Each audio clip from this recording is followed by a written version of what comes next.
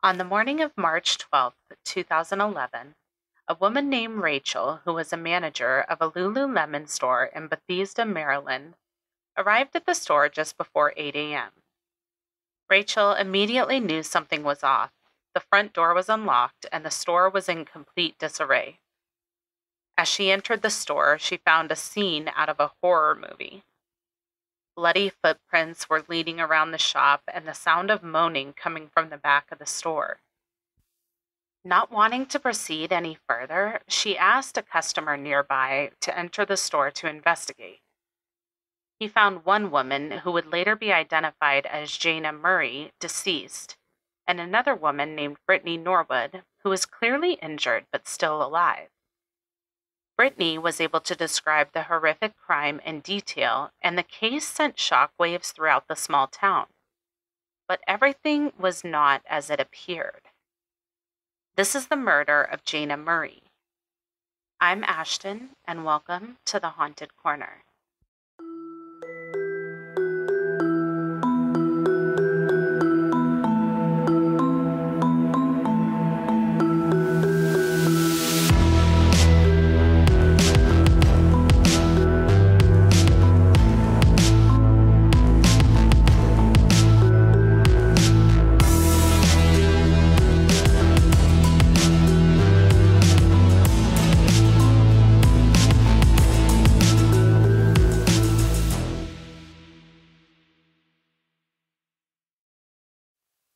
Hey everyone, welcome back to the Haunted Corner. Kicking off another week with a true crime story for you. This is the murder of Jayna Murray, also known as the Lululemon murder. This one is rough. They all are, but there are twists and turns with this case, and the suspect may surprise you. The sources for today's episode will be on the blog post, and they include a book called Murder in the Yoga Store, which was written by Peter Ross Range. It had a lot of good information. So let's get into it. In 2012, 30-year-old Jayna Murray was living in Arlington, Texas with her cat, Hobo, which I'm obsessed with that name, by the way. Jayna lived in the same apartment building as her best friend, Marissa. They did everything together, like best friends would. Jayna was known by her friends as super outgoing. She loved to travel, and she was a positive influence to the people she was close with. She was really physically active, and she was said to be a bit of a risk taker. She had been skydiving, had jumped off a bridge into the Columbia River Gorge, and for her 30th birthday that year, she went bungee jumping. So she just seemed like a really cool person. She enrolled in grad school at Johns Hopkins University in Washington, and while attending, she pursued 2 different master's degrees, one in business administration and one in communications. She was only 10 weeks away from completing her degrees when this case took place. While she was attending school, Jayna learned about the job at Lululemon after her friend Marissa came home with a bright red bag that sported many of Lululemon's eco-friendly slogans, which was just the thing that Jayna was into. She began studying the company for her business administration class. She really liked the company's philosophies and how they supported their employees' personal, professional, and fitness goals. One of her professors encouraged her to apply at Lululemon, and she got the job. She was able to adjust her schedule to fit around her school schedule, and things seemed to be going well for her. Jayna jumped right into the job, helping to develop the company's social media outreach, as well as taking advantage of the free yoga class on Sunday mornings and the free passes to the fitness clubs. She really loved the job and fully embraced the whole Lulu yoga culture thing. While she was in school, Jayna wrote her thesis on Lululemon. In her communications course, it said that she wrote a media plan for Lululemon and recommended that the founder and CEO take a media training class in New York. She also wrote up a crisis communication plan that Lululemon could use in case of an emergency or disaster in the store, which is really tragic knowing what happens later.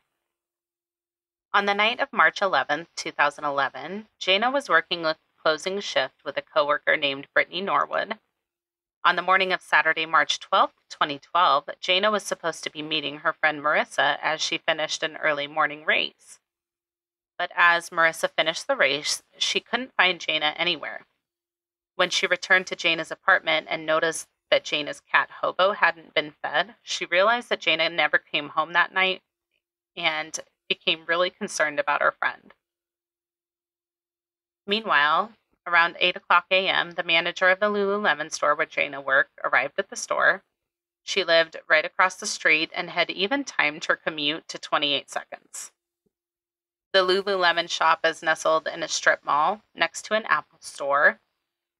And as Rachel arrived at the store that morning, she immediately knew something was off because the front door was unlocked. She figured Jayna must have forgotten to lock up the night before, but this kind of carelessness was out of character for Jayna. Rachel entered the store and found the store a complete mess. Mannequins had fallen over, clothing was scattered all over the floor, a table was moved, and a flat-screen TV had been knocked over as well. As she walked around the table, Rachel saw bloody footprints, and at the same time, she heard what she thought was a low moaning sound coming from the back of the store. She immediately headed towards the door and burst out onto the sidewalk. There, she found plenty of Apple fans already lined up for the Apple Store's 10 a.m. opening. The iPad 2 had just been released the day prior, and people were ready to get on that. Particularly a man named Ryan, who was sitting on a bench and smoking a cigarette and drinking coffee while he was waiting for the Apple Store to open. He noticed Rachel was frantic and upset, and he asked her if she wanted him to go inside and check things out for her. She agreed, and then Ryan entered the Lululemon store. As he made his way into the store, he noticed a really bloody scene. He saw bloody footprints leading to the back of the store. Ryan approached a door near the back and asked if anyone was in the store. He tried to open the door and noticed that it was blocked by a body. He reached down to touch the body and got no reaction. He quickly turned around to leave the store, but as he passed by the bathroom, he noticed a woman laying on the floor surrounded by blood and debris. He noticed she was bound with zip ties and had her hands over her head. Her yoga pants were cut open between her legs. She had cuts all over her arms, her head, her chest, and her eyes were closed, but she was breathing. Ryan fled the store and told Rachel that there was a dead man in the store, but that there was a woman inside who was still alive. Rachel frantically called 911 and begged them to hurry to the scene. Shortly after, Kristen Knuth, who was a Montgomery County police officer, arrived on the scene. She told Ryan and Rachel to wait outside before drawing her weapon and heading inside. She assumed the assailant was still in the store at the time and was ready for whatever was waiting for her inside. As she was making her way through the store, she noticed the woman who was bound and laying on the floor in the bathroom.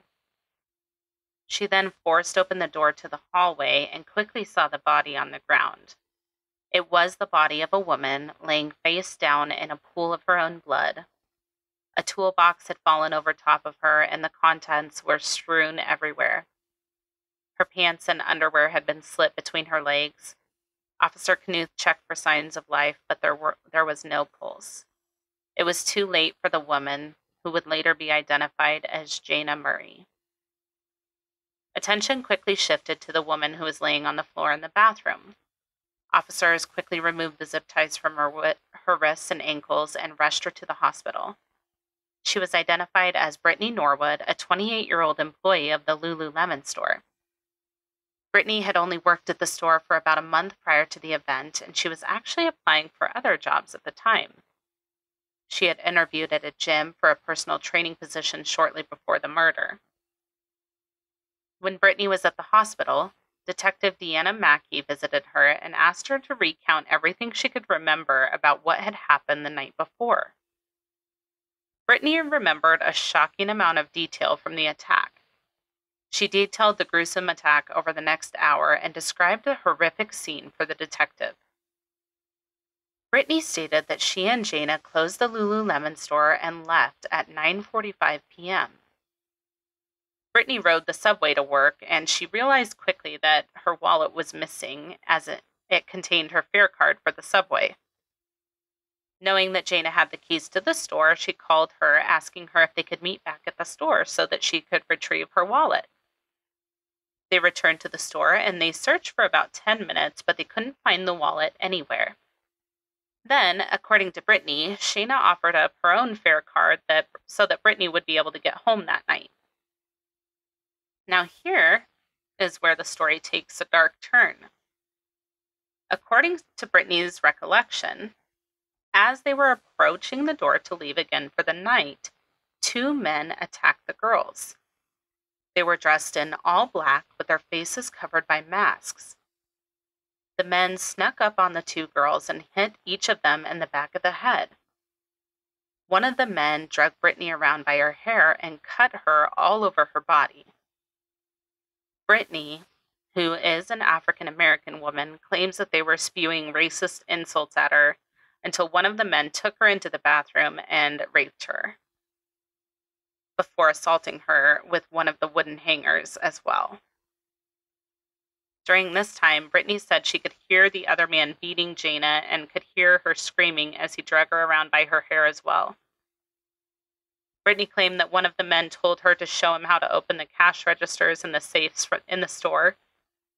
Brittany said that she saw Jayna's body surrounded by blood. She then tried to help her before trying to flee out the back door before being jerked back by the assailants. She said the attackers tied her up with zip ties and left her in the bathroom where she lost consciousness. So that's the story Brittany told the detective while she was in the hospital. It's unbelievably horrific and disturbing. When they asked her to describe the attackers, she claimed that one was about 6 feet tall and the other one was shorter, about her height or maybe a little bit taller. She said they were possibly both white based on their voices, but she couldn't see their faces or describe them because of the masks they were wearing. Brittany also asked about her friend at the time. She wanted to know how Jayna was doing, seemingly unaware that she was dead. Police officers and media had flooded the street. Officers had to cover the shop windows with brown paper to block the gruesome scene from view. The state's attorney, John McCarthy, also arrived on scene. 2 detectives were assigned to the case. Their names were Jim Drury and Dimitri Rubin. At the scene, they found a ton of forensic evidence. They found bloody footprints from a pair of large male shoes, as well as a smaller pair of women's shoes. They found box cutters, Brittany's bag, as well as a clump of blonde hair on the ground. There was glass from a broken vase on the ground in the bathroom. The scene described a vicious battle. Word of the attack quickly spread throughout the town. The story sounded like a robbery gone very, very wrong, with the girls being brutally attacked and one of them being murdered. People in the community were on edge. It seemed impossible for something this heinous to happen in Bethesda. Women in particular really put their guards up and worried about the thought of 2 madmen running loose in the suburbs, which, aside from this event, had a very low crime rate. Jayna's murder was one of 2 murders in 2011 in Bethesda, so this was a fairly safe place to live. It just didn't make any sense. The fear that had spread through the community led to over 300 leads flooding the police department's public tip line in just a few days. There was a reward of $136,000 for information relating to the attack. Following the attack, Jayna's body was taken to Baltimore for an autopsy by a Maryland state examiner. During the autopsy, the brutality of the attack was confirmed. Jayna had 232 blunt force injuries and 99 sharp force injuries. She had over 100 wounds just to her head alone, 39 of which were to her face. Her skull had been cracked in 8 places. She had bruises on her neck and chin from a rope. There were reportedly 37 wounds to the back of her head, including a 3.5-inch stab wound directly to her brain, which they had concluded was the fatal wound. In all, Jayna had 331 wounds on her body, including 105 which were identified as defensive wounds. Absolutely horrifying. Based on the wounds and the items that were located at the scene, it was clear that there were at least 5 different weapons used. These items included a hammer, a wrench, box cutters, a razor, a metal peg used to hold up mannequins, a steel rod for hanging clothing, and a rope. It was also indicated that a serrated knife caused the fatal wound to Jayna's head. This knife was kept above the sink and used by the girls to cut fresh flowers to keep in the store. During the search for forensic details at the scene, a large pair of men's shoes were found on a rack in the store. The shoes had blood all over the top of the shoes, but the soles were clean. The shoes were missing the shoelaces, and when compared to the bloody footprints in the store, they matched the larger set of prints that was found perfectly. There were seemingly 2 sets of footprints in the blood at the scene, a larger set of prints, which matched the shoes that were found in the store, and a smaller set of prints. And what was strange is that it appeared as though the larger prints were directly over top the smaller prints, as if they were trying to kind of walk over the smaller prints or cover them up. Now, on the night of the murder, although there was no one else inside the Lululemon store at the time, there were people in the Apple store next door, a store which shared a wall with the Lululemon store. The Apple store had security guards as well as indoor and outdoor security cameras. The outdoor camera overlooked the store's rear entrance and side parking lot. And when detectives reviewed the footage, they found something really intriguing. While watching the footage, they noticed 2 men dressed in black walking past the rear of the Apple store, appearing to have come from the Lululemon store. One of the men was carrying a backpack, and this immediately raised red flags to the investigators since it matched really closely with Brittany's story. Another key piece of evidence appeared when they were interviewing the Apple store employees and realized that some of them had actually heard the attack as it happened. A manager named Jayna claimed that she and other managers were tallying up receipts from the day when she started hearing weird sounds coming from the east wall of the store, which was the wall that the store shared with the Lululemon store.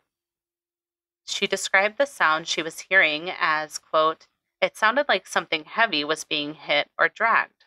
Some grunting, some thudding, some kind of high-pitched squealing, yelping, a female voice, like hysterical sounds," end quote. Which, I'm sorry, that sounds horrifying. That sounds completely horrifying. She was pretty concerned, obviously, and she went to get one of the other managers to listen to the sounds with her. Again, they heard the yelps, the thuds, and also some panting. And then they heard what sounded like 2 female voices, one of which said, quote, "Talk to me. Tell me what's going on. Why won't you tell me? Talk to me," end quote. And then another voice that said, "Stop. Oh God, please help me. Oh God," end quote. The voices eventually stopped, but the breathing and thuds continued for a while after that. The 2 managers of the Apple store eventually walked away from the wall and figured that it was just some drama and nothing to be concerned with. They didn't realize at the time that they had heard the murder of Jayna Murray as it was occurring. It was 9 full minutes from 10:10 p.m. to 10:19 p.m. when the noises began and the noises ended. They didn't call 911 or notify anyone of what they had heard until the next day. Immediately, investigators began looking for the persons of interest who were captured on the security footage. A manager at the nearby Mercedes-Benz dealership reported something strange on the day of the murder. A young African-American man who was known around town as a bit of a troublemaker was seen walking towards the Lululemon store with two white men who he hadn't been seen with before. He was also carrying a black backpack at the time too. So this set off alarm bells for investigators, and detectives Drury and Reuben began investigating him. He had a long track record, including assault charges as well as reckless endangerment charges. The detectives eventually learned that this man was being treated at a hospital for wounds to his head. So they were like, this is interesting, something to look into. They went to interview him, and he had a story to tell. He said that he was injured when he had gone to a club on Saturday night. He said he was assaulted, and that's where he got his wounds from. He then flipped the script and said the man who assaulted him, as well as an accomplice of his, had attacked the women at the Lululemon store, and he had witnessed it from across the street. So this lead quickly fizzled out. The story wasn't adding up anymore to detectives, so they went back to square one. On Monday night following the murder, detectives Drury and Reuben went to interview Brittany for the first time. She retold the story as she recalled it, but she also added details that she hadn't mentioned previously. She now added that her attacker smelled of cigarettes and was also wearing a hoodie over his ski mask. She said his voice sounded like he was in his mid-20s and that he and the other attacker were laughing during the assault, and they were both definitely white. She claimed that the attacker shoved her down into Jayna's blood and told her the attack was all her fault.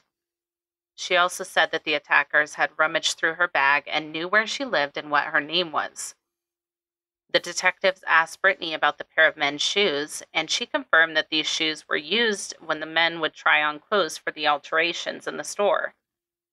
So they knew that these shoes didn't come from outside the store, and if we remember from earlier, the tread on these shoes perfectly matched the bloody shoe prints that were found in the store. Weird detail. This definitely raised some, maybe not red flags, but like orange or salmon-colored flags for the detectives. So detectives Reuben and Drury were kind of in a weird spot. When they first went to interview Brittany, they believed her to be the victim of this traumatic event too. But when they left the interview, they began to have their doubts about her story. Things were not completely adding up. For one, according to Brittany, the attackers came into the store without a weapon, and the only weapons used were the ones that were found inside the store. Another thing that was strange was the unbelievable amount of wounds that Jayna had, while Brittany's wounds were pretty superficial. Plus, if they had so brutally murdered Jayna, why would they leave Brittany alive and just zip tie her and leave her there as a witness? Another thing that was strange to the detectives was that Brittany's pants had been torn open and she had reportedly been raped, both by the attacker with his penis and with a wooden clothes hanger. But at the hospital during an examination, there was no evidence of any tears or tenderness or any other evidence of an assault. Of course, this doesn't mean that she wasn't assaulted. However, given the brutality of her description of the attack, it was surprising that there wasn't more evidence of an assault. Reuben eventually began to think that this wasn't a robbery gone wrong. He thought maybe there weren't any robbers. There weren't any attackers. He began to believe that it was Brittany who had killed Jayna. He initially only told his partner about his suspicions, but eventually he shared his thoughts with the entire department. They discussed whether they believed that the wounds were self-inflicted or not, and if it was possible for Brittany to have sliced herself in the way that she had been sliced. and cut and attacked. And the other detectives began to think that this could be a possibility. During the search for evidence, Jayna's car was found parked 3 blocks away. And what was found inside really shocked the detectives. There was blood found on the car's stick shift, on the inside door buttons, and on the steering wheel. When the DNA was tested, it was discovered to be mostly Brittany's DNA, along with some of Jayna's. And a hat found in the back seat of the car was stained with Brittany's blood as well. As Michael Scott says, "Oh, how the turntables." The detectives knew they needed to get Brittany talking again. They wanted to see what she would say about being in Jayna's car. So they called Brittany and requested that she come to the station to give fingerprints and DNA samples for elimination purposes. And she did. She came back in and they began talking to her, making small talk. Eventually, they asked Brittany about Jayna's car and if she had ever been in it, to which she said no, which we know is a lie based on the DNA that was found in the car. So lie number 1. Lie number 2, when detectives asked Brittany about her sexual activity around the time of the murder, hinting that they may need to collect a DNA sample from her partner to compare to any DNA that would have been left behind by the attacker. And she claimed that she hadn't had sex recently. She also said that there wouldn't have been any semen left behind by the attacker because he only raped her with his penis for a short amount of time before moving on to the clothes hanger, according to her. But according to the examination Brittany had at the hospital, there were traces of semen found inside Brittany at the time, indicating that she had engaged in sexual activity that week, which she had previously denied. Oof. So the detectives knew something was up with Brittany's story, and while the rest of the community was searching for 2 crazed madmen prowling the streets, Detectives Brewery and Rubin were trying to strengthen their case around Brittany. Then they received a call from Brittany's siblings, and they claimed that Brittany hadn't been completely honest and she wanted to get something off her chest. So she, along with her sister and brother, came back into the station to set the record straight. Brittany claimed that she hadn't been completely honest during their conversation about Jayna's car. She now described how she had actually been in Jayna's car, and she had actually driven it to the location where it was found 3 blocks away after being forced to by the attackers. She claimed that prior to the attackers sexually assaulting and zip-tying her, they forced her to move the car and told her that they'd be watching her the entire time. And if she tried to talk to anyone, she would be dead.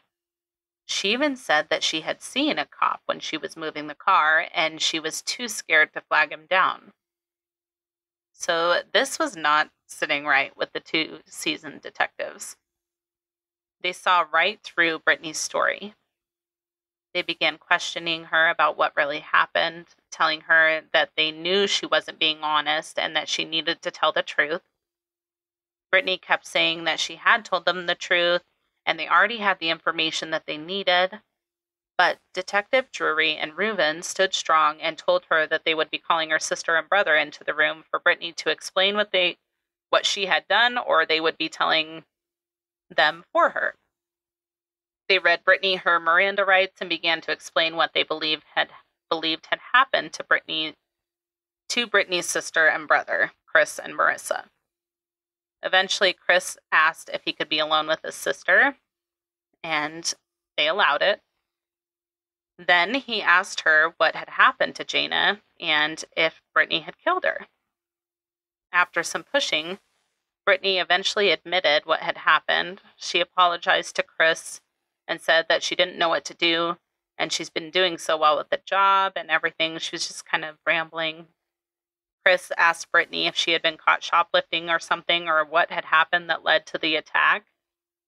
Not knowing that they were being recorded, they talked for about 7 minutes while Drury and Reuben watched on CCTV from another room. The time had come 1 week after Jayna Murray had died, Brittany Norwood was arrested for her murder. Brittany's trial began as a media circus. The family wanted the full weight of justice brought down on Brittany. It was really shocking to everyone that Brittany, who was around 120 pounds, was able to bring down the taller and heavier Jayna, who was just pure muscle, really athletic. It just seemed really crazy that Brittany took down Jayna in the way that she did. 6 days of testimony followed. The jurors heard from the Apple Store employees, the medical examiner who had counted all 331 of Jayna's wounds, along with 23 other witnesses, and more than 200 pieces of evidence were presented. Then, what no one saw coming was when Brittany's own attorney detailed the events of that night by saying, quote, "There was a horrific fight, things got out of hand, and Jayna was killed by Brittany," end quote. Oh, well, thank you for your insight, sir. So that's it? The end? He said that his client was not guilty of first-degree murder. It wasn't premeditated. She just lost it, according to him. Her attorney claimed that Brittany didn't mean to kill Jayna. She just lost it and couldn't stop at that point. The prosecution laid out a detailed list of events from that night and described how far Brittany went to cover up her crime. What they couldn't present was the actual trigger for the attack, which would come out later. The jury was sent to deliberate, and they came back with their verdict: guilty of first-degree murder. Brittany Norwood was sentenced to life in prison without the possibility of parole. In the months following the trial and the sentencing, more details about the true cause of the attack began to come out. There was a lot that couldn't be presented at trial, including that Lululemon, and specifically the women who worked at the Bethesda store, were on to Brittany. They knew that she had been stealing, not only from the store, but from other employees as well. She had only been working at the store for about a month prior to the murder, and she had been relocated after being suspected of shoplifting at another store. So this is what really happened that night. On the night of the murder, Jayna and Brittany were finishing the closing duties and preparing to leave.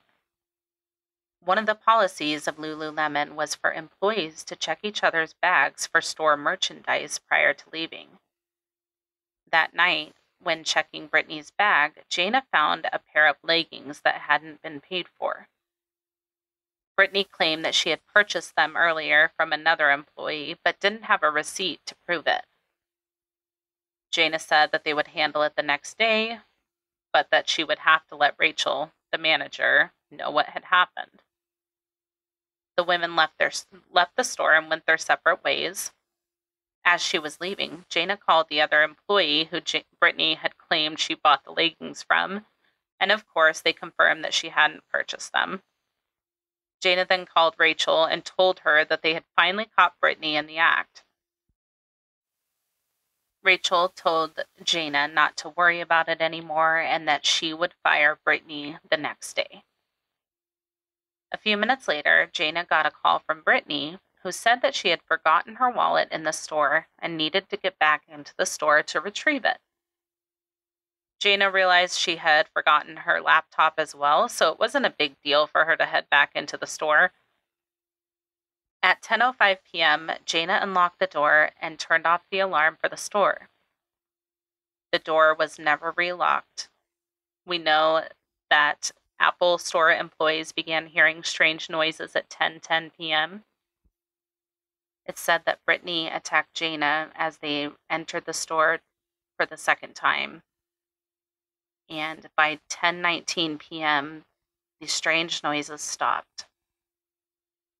And that is the murder of Jayna Murray. So unbelievably tragic and unnecessary. Jayna didn't deserve what happened to her. She seemed like such a kind and loving person, and her life was cut short just because she was trying to do the right thing. Brittany is right where she needs to be. She's the worst, and I hope she never gets out of prison. Thanks for tuning in today. I hope you enjoyed the episode. The sources for today's episode will be listed in the show notes and also on the blog post for the episode at www.thehauntedcorner.com. Check out the other episodes of The Haunted Corner, available now wherever you listen to your favorite podcasts, with new episodes dropping every Monday and Thursday. For exclusive content and access to our Patreon-only Facebook group, please join us over on Patreon. If you enjoyed Cruise Ship Disappearances Part 1, Part 2 is available now only on Patreon at the $1 per month level on up. And there is a very special new episode coming soon to Patreon.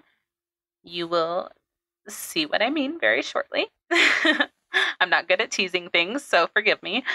You'll have access to all of that if you join on Patreon. If you sign up at the $5 per month level, you'll have access to an upcoming episode 1 week early, and you'll get an exclusive The Haunted Corner sticker after donating for 3 months, plus a lot more. Follow us on social media at The Haunted Corner on Instagram, Facebook, YouTube, and TikTok. If you're enjoying the podcast, please be sure to tell a friend. If you have a case suggestion or correction to share, please send it to thehauntedcorner@gmail.com or submit it through the website. Until next time, be kind and take care of yourselves, and we'll see you soon. Bye.